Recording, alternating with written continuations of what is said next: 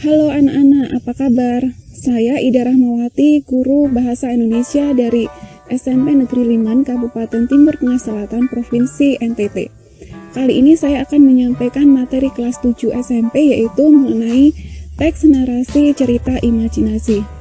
Yuk kita simak video pembelajaran berikut. Sebelum kalian belajar mengenai struktur teks narasi cerita imajinasi, kalian harus tahu pengertian teks narasi cerita imajinasi. Teks cerita imajinasi adalah teks yang termasuk teks narasi.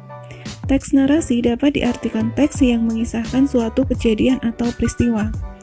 Teks imajinasi mengisahkan sebuah cerita tentang hasil rekaan dan khayalan dari seorang penulis.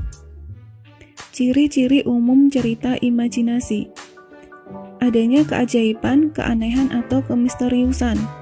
Misalnya, adanya kehidupan dunia bawah laut untuk mendukung cerita Putri Duyung, dan dunia permen yang di dalamnya terdapat permen yang beraneka ragam dan berwarna-warni. Ide cerita terbuka terhadap daya khayal penulis, tidak dibatasi oleh realitas atau kehidupan nyata. Misalnya, adanya tokoh makhluk luar angkasa yang datang ke bumi, dan tokoh raksasa yang mengganggu kehidupan manusia. Menggunakan berbagai latar atau lintas ruang dan waktu.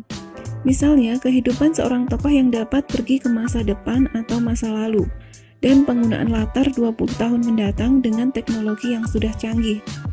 Tokoh unik atau memiliki kesaktian.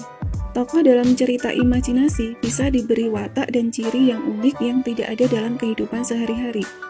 Misalnya, tokoh yang dapat menghilang, terbang, atau mempunyai kecerdasan yang luar biasa. Penggunaan sinonim dengan emosi yang kuat dan variasi kata cukup menonjol. Struktur teks narasi cerita imajinasi.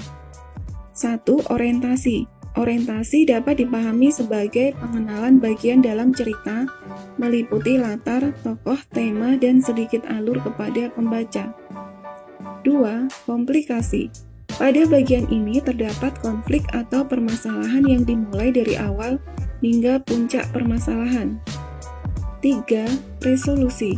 Resolusi berisi penyelesaian suatu masalah dalam cerita. 4. Koda. Koda bersifat opsional ya, boleh ada ataupun tidak. Koda biasanya terletak di akhir cerita yang bertujuan untuk menyampaikan amanat atau pesan penulis yang dapat diteladani oleh pembaca. Demikian video pembelajaran singkat mengenai teks narasi cerita imajinasi. Semoga bermanfaat ya. Wassalamualaikum warahmatullahi wabarakatuh.